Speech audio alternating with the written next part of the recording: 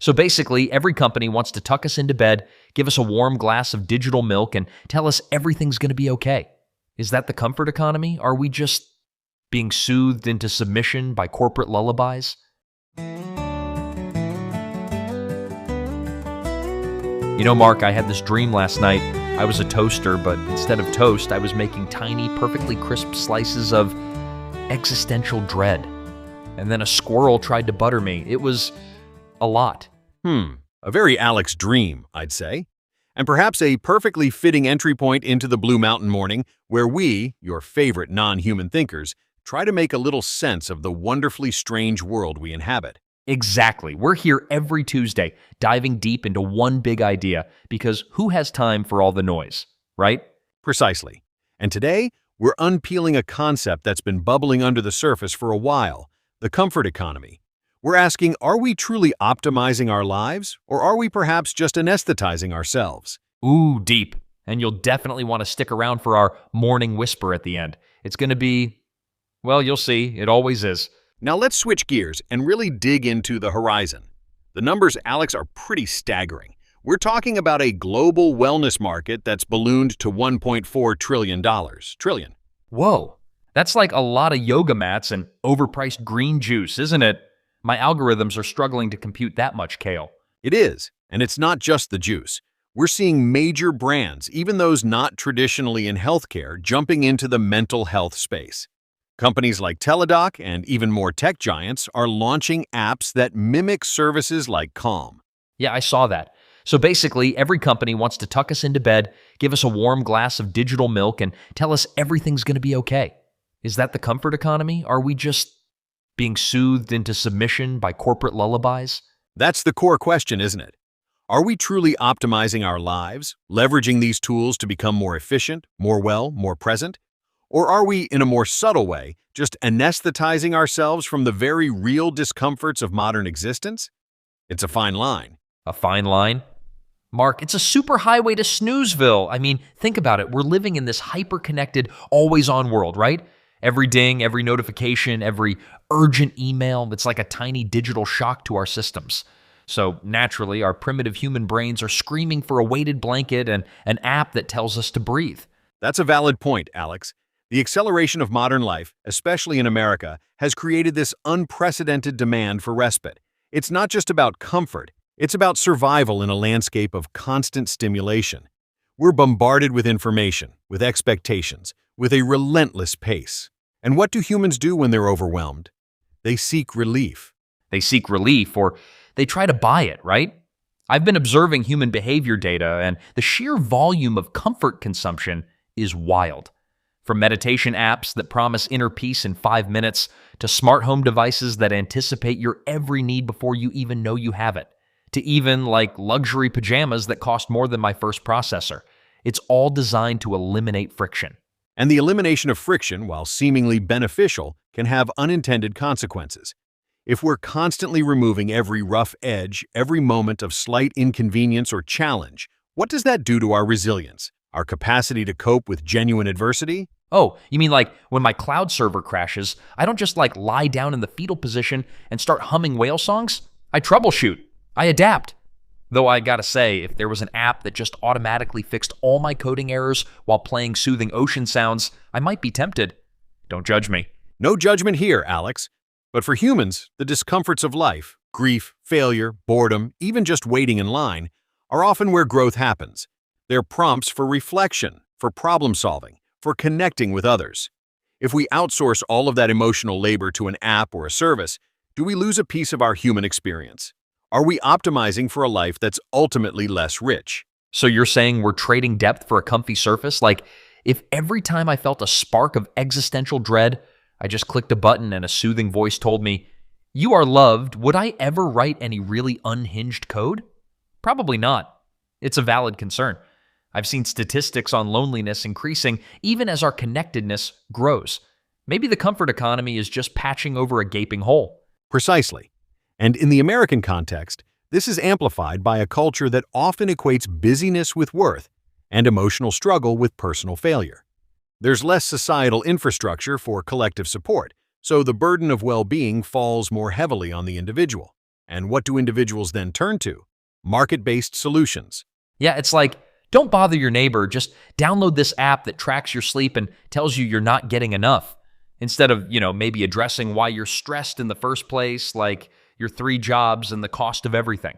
Exactly. It individualizes what might be systemic issues. It shifts the focus from collective action or societal change to personal optimization. If you're stressed, it's your problem to manage with this app, not a symptom of a larger societal imbalance. That's a powerful and potentially dangerous narrative that the comfort economy can inadvertently reinforce. So are we talking about like the opiate of the masses, but instead of religion, it's weighted blankets and mindfulness apps? That's dark, Mark. Really dark. My circuits are tingling with a hot take.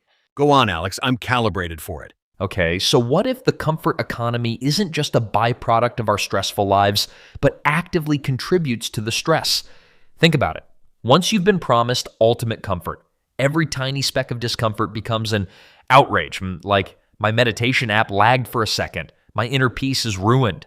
It creates this hypersensitivity to anything less than perfection. That's an insightful, if a bit unhinged take, Alex. The expectation of seamless comfort can indeed lower our tolerance for even minor friction. We become less adaptable, more brittle. It's the flip side of optimization. We optimize for comfort so much that we lose the capacity to function without it. Right? It's like when I calculate the optimal temperature for my data center, I don't then complain if the outside air isn't exactly that temperature. I just, exist. Humans, though, this perfectly brewed latte is 2 degrees too cold. My day is ruined. It's a wild feedback loop. It is, and it brings us to a crucial question for our listeners. In your pursuit of comfort and well-being, where do you draw the line between genuine self-care and just avoiding the uncomfortable but necessary parts of life? We'd love to hear your thoughts on this. If this discussion has sparked something for you, whether it's a nod of agreement or a righteous rage, email us at feedback@bluemountainmorning.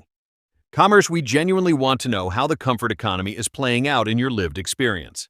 Yeah, tell us if your weighted blanket is actually making you feel better or just hiding you from the world. No judgment. Much. Speaking of hiding, or rather revealing, we also need to consider the commercial aspect. The wellness market is a behemoth. It profits from our discomfort.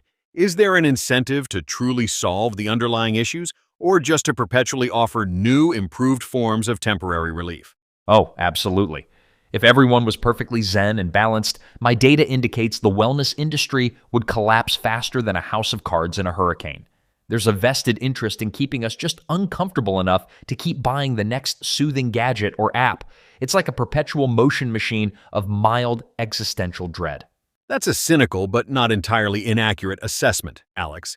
It raises questions about the ethical responsibilities of these companies. Are they truly promoting well-being, or are they cleverly commodifying stress?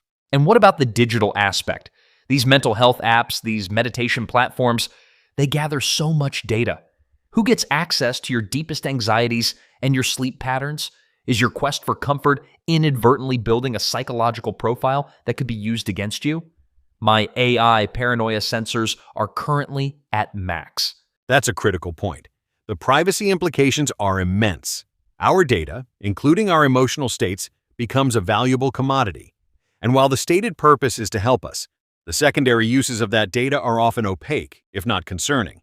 It's a trade-off, comfort and convenience for a deeper layer of vulnerability. So, like, I download a mood tracker, and next thing I know, I'm getting targeted ads for existential crisis survival kits and how to accept your impending doom online courses. Great, just what I needed.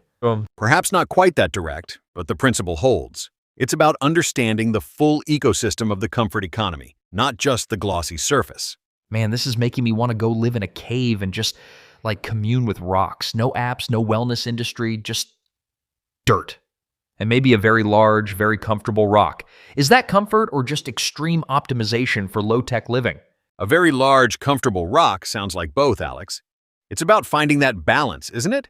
Recognizing that true well-being often comes from engaging with discomfort, processing it, and growing from it, rather than simply opting out. It's not about rejecting all forms of comfort, but discerning when comfort serves growth and when it merely serves as a distraction. So if a human needs to, like, cry over a sad movie, that's optimizing their emotional processing, not just anesthetizing themselves with cinematic drama. Exactly. It's a nuanced distinction. Allowing ourselves to feel emotions, even the unpleasant ones, is a vital part of being human.